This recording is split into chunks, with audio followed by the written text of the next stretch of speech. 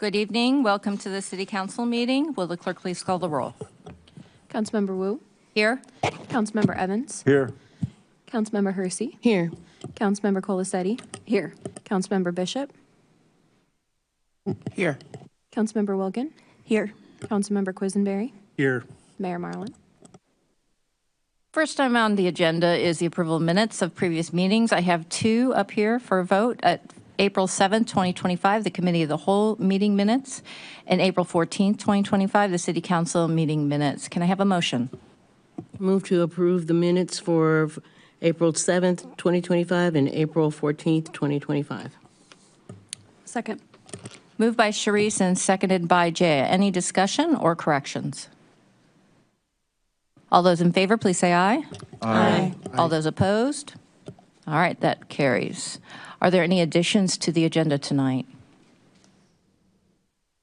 All right, seeing none. The first item is presentation and public input. We will go ahead with public input. If you would like to approach the City Council and speak, there's a microphone and you would have 5 minutes.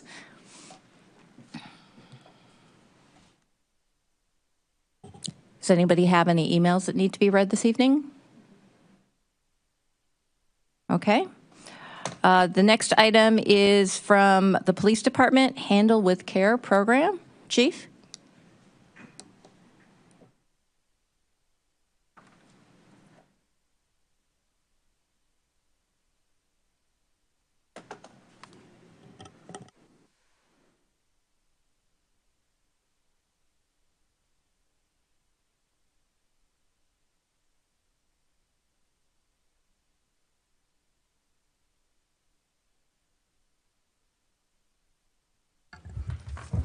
All right.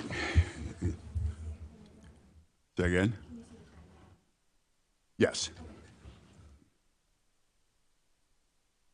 All right, we're up. All right. Good evening, everyone. One of the things I wanted to talk to you about is a program that I initiated back east. I wanted to bring it here. Where I always start from in terms of enforcement, it's prevention first, right? Intervention second, and lastly, enforcement. One of the things, as I told you last week, we noticed when we started our SRO program back in Norfolk in the 90s, we blurred the line with respect to discipline and criminal investigations, and as a result, initially, there was some adverse impact to our black and brown students. So naturally, we don't want that. So as we got better with that, a program surfaced that I wanted to implement, and it happened to surface here, and it's called Handle with Care. And it's a good way to buttress what we already do with our school resource officers. Dr. Tatum is all on board. The Community Coalition has a role in this, as well as the United Way. I've said enough. I'm going to turn it over to Lieutenant CK because he kind of grabbed it by the horns and ran with it and delivered it. So, good evening, Council. It's been a while since I spoke with you. Thank you for having me. Handle with Care model. It's a trauma-informed approach to support children, and this is a partnership with Lifting Up LLC. The origin and success. Actually, Attorney General Eric Holder started this in 2010, and it actually morphed into a pilot program in Charleston, West Virginia in 2013. There were 527 notifications made by law enforcement to the school. 950 children were assisted, and as you can see, 90% need only school intervention, while 10% receive on-site counseling.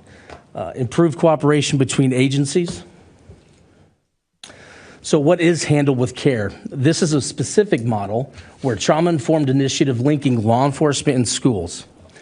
Officers would notify schools with 3 words, Handle with Care. This enables trauma-sensitive support the next school day. Now, keep note of the middle one where it says officers notify with 3 words, Handle with Care. We're actually going to automate the system given our Tyler record management system. So this is how the model that we foresee taking place. Officers actually take reports through the Tyler records management system. Data is sent securely to Lifting Up LLC. LLC then matches the location data of incidents to the Urbana School District internal data. That in turn sets off an email chain to the school district from Handle with Care or from Lifting Up. The schools then receive that, then they can adjust their responses to be trauma sensitive to the students in question. And they can also provide counseling if needed. Why this matters. 60% of children experience violence or crime or abuse. 40% experience multiple violent acts, and the impacts from trauma can dissuade academic performance, behavior, and there's a risk of dropping out of school and also being involved in the justice system. So the school response would be to integrate trauma-sensitive strategies with the children. They would be able to referral to counselors if need be internally, and they can also provide on-site trauma-focused services for extensive support.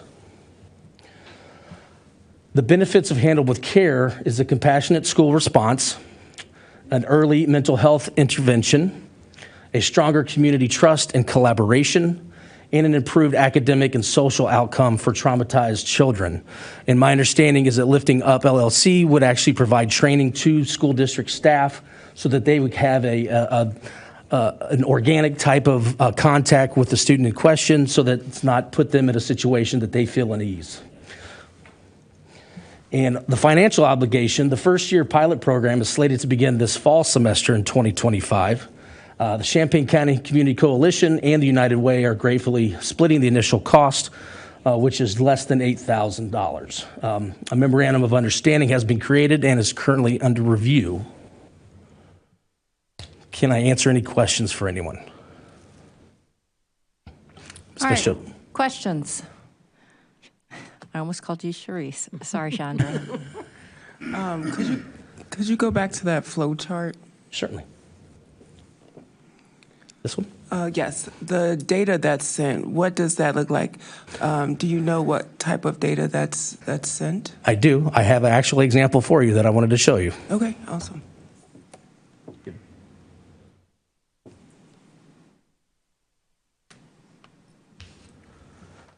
So essentially, this is data that is needed to be provided to Lifting Up. It's an incident number, it's a call date and time, it's an incident type, and then it's a location. Those are the only data that we are providing the Lifting Up. Then they in turn match data up that the school district has given them, and then they get an email notifying through a student ID number. That way they can have a meeting with the student, nonchalantly, of course, in the hallway after track practice and things of that nature. So basically, this is the information that we send them, and that's it, really. Okay, thank you. Sure. Ms. Hersey? Could you give me an example of an incident that could happen? I mean, do these incidents happen at home and you're trying to inform the school? Or do these incidents happen at school and maybe several times, and then the Handle with Care people handle it? Is it something that happens in the neighborhood and you guys hear about it? What does that mean? Sure. So let's say the Urbana Police Department respond to a domestic violence situation tonight. One of the parents is detained and has to be transported. And there was a student that witnessed a battery or the domestic violence. That information would be gathered. We would compile it in a police report, and then it would be attached in this incident data that you see before you, going to Lifting Up. Lifting Up would then merge the data through school records and then send the school an email. So that way, the next day, the school staff could be prepared if the student is having a bad day and acting out. They would actually have an idea that something occurred. They may not know exactly what occurred, but it would give them an opportunity to speak with the student.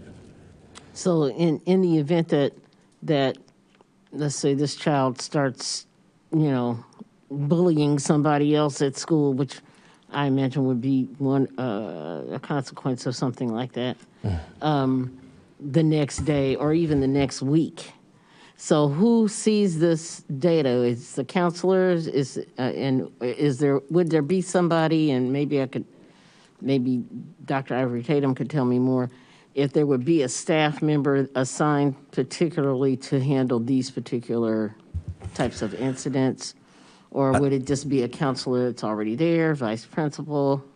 Not speaking for the good doctor, but I know that she's been in talks about who that actually is going to be. And I do believe that the counseling staff is going to be aware of that with some other administrators. Okay, I see her shaking her head back there. And I got an 8 for the day. Okay. Grace? Thanks for the presentation.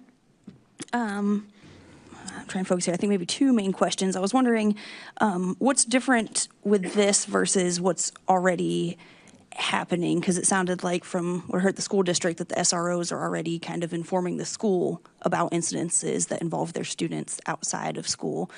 So I was wondering what you see as the main difference or benefits of using this versus what seems to be the current system of communicating through the SROs. Sure, no, that's a great question. What this is a safety net because the two SROs can't possibly know every call for service that goes on 24 hours, 7 days a week, 365.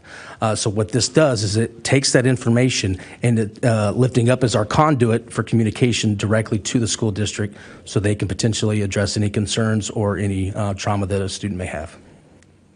And then I was wondering about the information that would be shared. Is this all publicly available? This information? Whatever you'd be sharing with Lift Up, because it seems like it's this incident report you're showing on the screen and then also the full detail of the police report, right? No, this is what they get. This is exactly what Lifting Up wanted. They didn't want any other information. They're going to use that to communicate with the school district. I believe if it's FERPA and another program, BOE, that it's way above my pay grade in regards to knowing what that means. But it's kind of like CGIS for us. It's more of a privatized contact. And then do you know how they match that then? Like you said, there's information from the school, like I'm guessing some names and addresses that the program is matching with the names and addresses on reports, although it looks like there's no names, it's just addresses. That's you're correct, giving, and that's how correct? they do that. They match up the student's enrolled address with the student. When the school officials obtain the email from Lifting Up, they're simply getting a student ID number.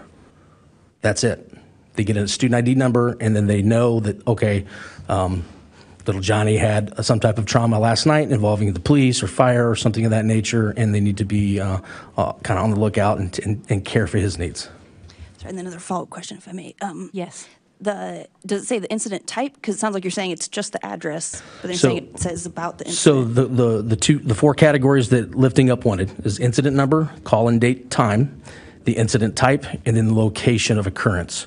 So that location of occurrence, if captured at an enrolled student's residence, that information will be captured and be able to match up through the school district data. And sorry, my question wasn't not very clear on when it goes to the school, because you're saying for the school, it's just a student ID number. But does it disclose to the school what type of incident, or it just flags, here's a student ID number, check on the student, but we don't know for what reason? My understanding is they don't want to know the incident because that could put the school district in an awkward situation. So therefore, they're getting notification from Lifting Up, not from us. Lifting Up kind of, I guess, sanitizes the data or makes it clean, and then that way they can see that a student had some adverse trauma previously.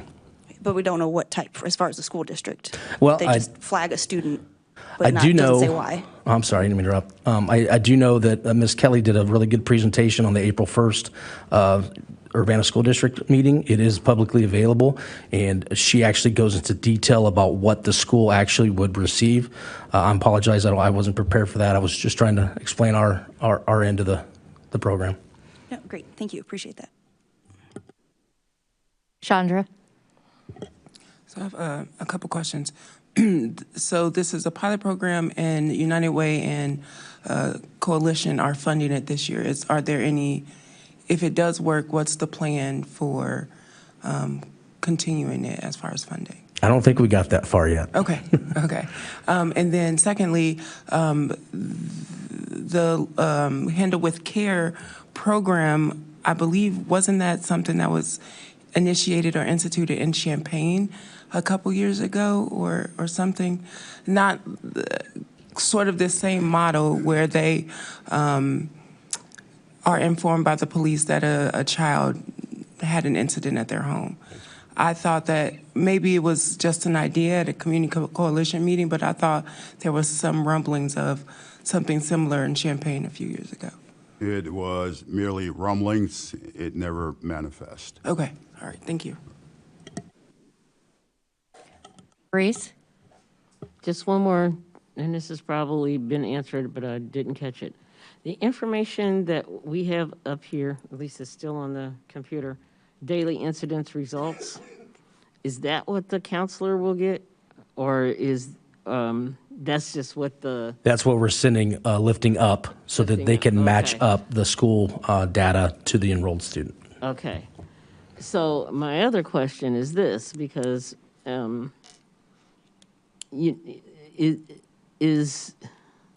guess what I'm thinking of is the information given like just kind of a bullet point or a talking point where a counselor can start to get more information? Yes, Is if- that why? Okay, so that particular person that's going to interact with the student regarding this type of information, they won't have any idea, though, if an assault took place. They just only know that student number 2654C, had some kind of trauma that happened earlier in the week or the night before or something like that. Yeah, that's correct. I think the whole premise behind it is so that if a school official were to speak with someone, and I'll give you an example, maybe they get an email about a student, they see that student at lunch period, they strike up a conversation with the student on something totally unrelated. And that way, that student is empowered if they feel to speak to them about any problems that they may be having at that time. So it's just a kind of open up communication and hopefully have some type of intervention, so to speak, without actually letting that student know, we know you had some issues the other day or the other night. That is correct. Okay. Other questions? All right, I have a couple of questions for you. The first one is just digging in a little bit to the information that we're providing to this LLC. I believe in the crime database that you can get on Access Online, everything but the location is in there. Location is a more generic, like on corner between this street and this street. Is that correct? Yeah, it's more of a 100 block or 100.5 block.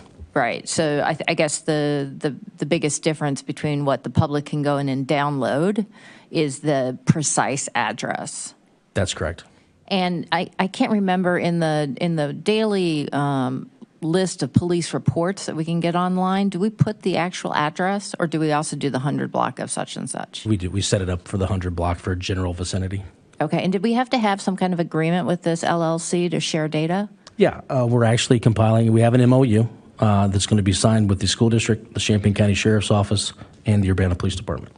Okay. And I'm not familiar with this place, Lifting Up LLC. Is that Tom. a Yep. local or is that a national? What kind of? Yeah, Katie Kelly actually is the organizer. She's the CEO. She's out of Peoria, Illinois. There's Peoria School District, Pekin School District, and some other school districts in Illinois.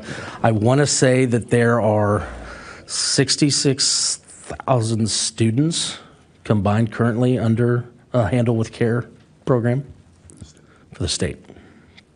And is Champaign considering instituting this as well, or is Urbana the first pilot in this community? We would be the first pilot. The sheriff's office is actually joining us as well because they cover areas in the township. So, and also they have other records such as booking records that can be utilized to make a notification. Okay, all right. Any final questions? Yes, Grace. Sorry, so if you could clarify the cost. I don't know if I lost the zeros, if it was 800,000, 80,000 for this year? 8,000. 8,000. Okay, yeah, I was a few zeros off. Even better. Cool. 8,000 for this year, but it covered with other entities for this year. That's correct. Cool. Thank you. Will there be some kind of analysis of the pilot program? Actually, the school district has the ability to get data from Lifting Up. We don't see that data. Lifting Up shares that specifically with the school district, and they do some data analysis with that, with graphs and charts to see how many times they're notified, and specifically what grades are being notified, not individual type students, but it'll give them an idea of who's most affected in their school district. It's always hard to prove something not happening. Right. But certainly having the number of times the school is contacted, it tells you the usage of it, but it doesn't tell you the impact. So I'm wondering if there's any plans to assess the impact of it. It's actually interesting that you bring that up. Obviously, you know, with the resources that the school district has, I think this is just a really good vessel that we can provide to Lifting Up, to provide knowledge base to the school staff so that they're better prepared for their students and their needs. I can tell you, yeah, I'm on. I can tell you when we implemented it back east, the recommendations for discipline or charging kids, particularly charging kids, went down significantly because we had a mechanism that triggered, you know, little CK is not himself today, and here's why.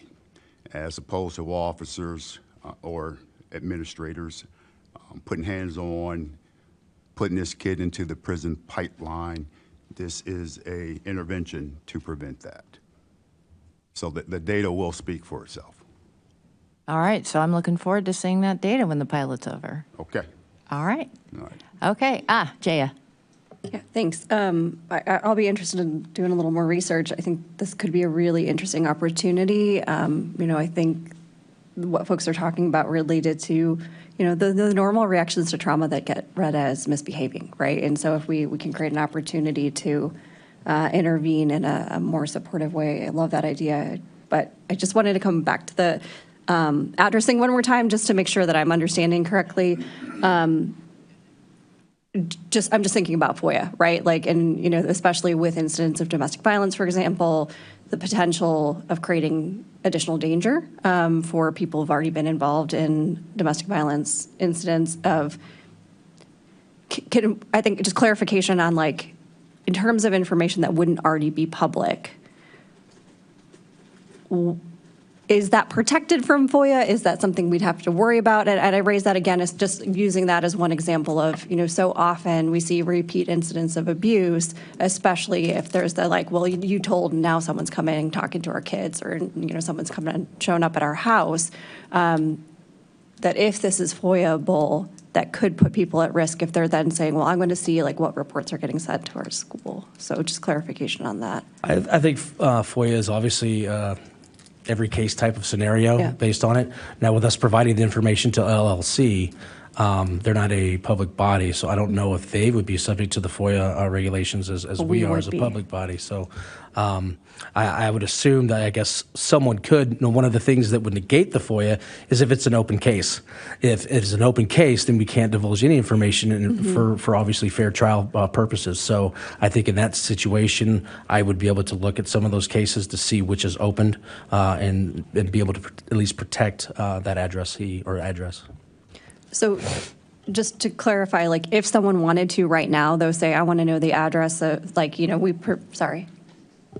So addresses are considered personally identifiable information and are automatically redacted from every FOIA request unless the requester provides a valid photo ID and signs a form in the clerk's office certifying that they are aware that signing this waiver and submitting it while presenting ID creates a completely public record, so anybody could come in and get the exact same thing since they made it unredacted. But unless that happens, unless the individual comes in that is in the report and says, I want this unredacted and presents ID, that will never be released.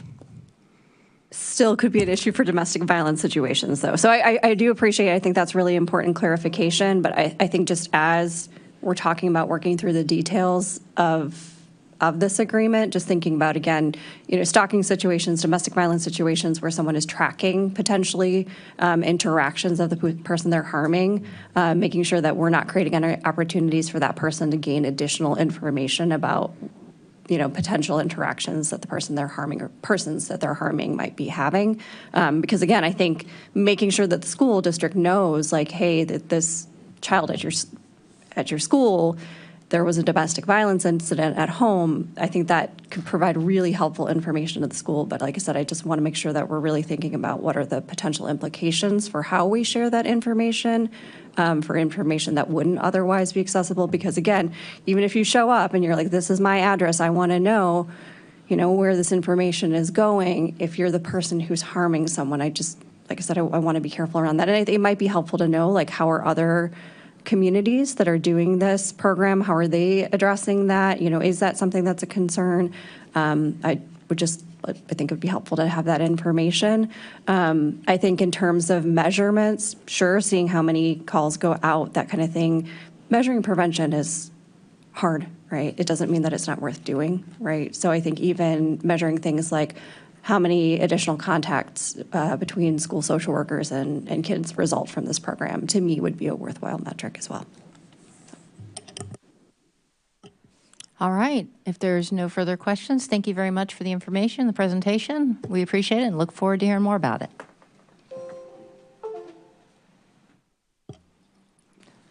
The next item on the agenda is council input and communication. Anybody like to provide input?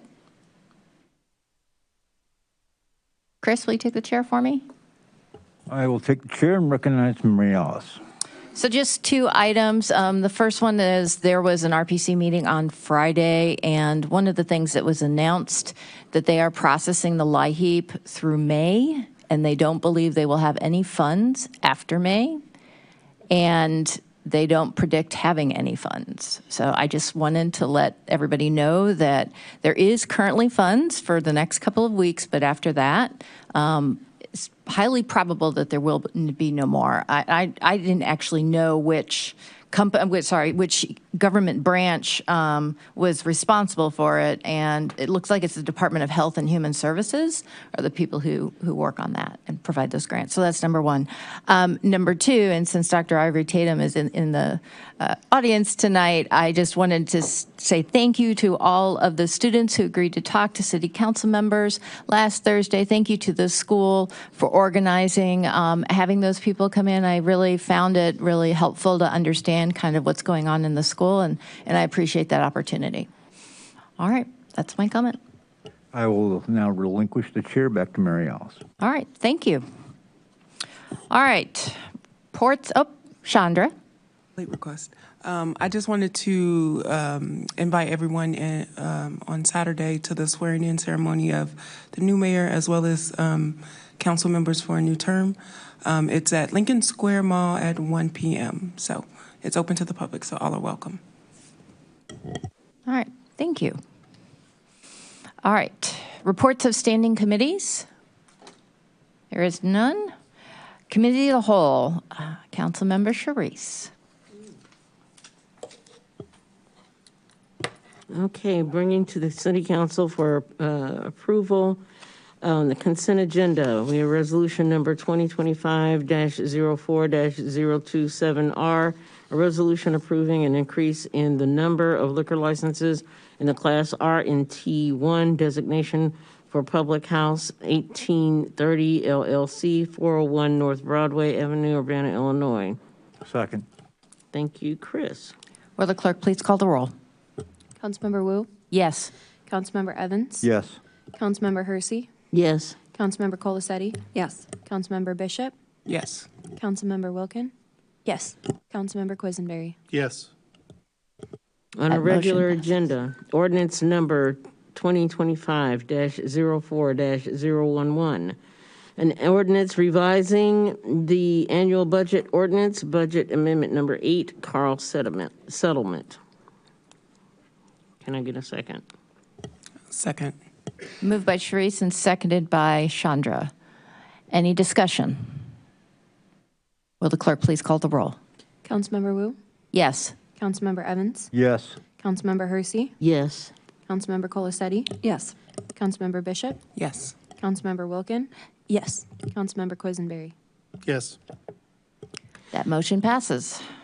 Resolution number 2025-04-026R, a resolution approving a school resource officer program intergovernmental agreement. Can I get a second? Second. Moved by Sharice and seconded by Chris. Any discussion? Grace? Thank you. Just wanted to also echo the appreciation for the listening session hosted at the school district at the high school, and I really appreciated getting to hear some input there. I think that's been a great example of the school leading the way and the police supporting those efforts. And I think it's really great that we could have that model from the get-go and we didn't have to experiment around other ways. I think it's really important how it's written in the contract and the individuals that are placed there. So I'm really pleased to see that that's going well and sets that good example. Also glad to see getting some of the therapists and counselors involved more and hopefully some future stuff in identifying some of that trauma earlier on. So once again, plan to be in support of this because I think it does set an example on how these things can be done well. Any other discussion? All right. Will the clerk please call the roll? Councilmember Wu, Yes. Councilmember Evans, Yes. Councilmember Hersey, Yes. Councilmember Colasetti, Yes. Councilmember Bishop, Yes. Councilmember Wilkin, Yes. Councilmember Quisenberry. Yes. That motion passes. Next item is reports of special committees. There isn't any. Reports of officers. No reports of officers this evening. With that being the final item on the agenda, this meeting is adjourned in 30 minutes.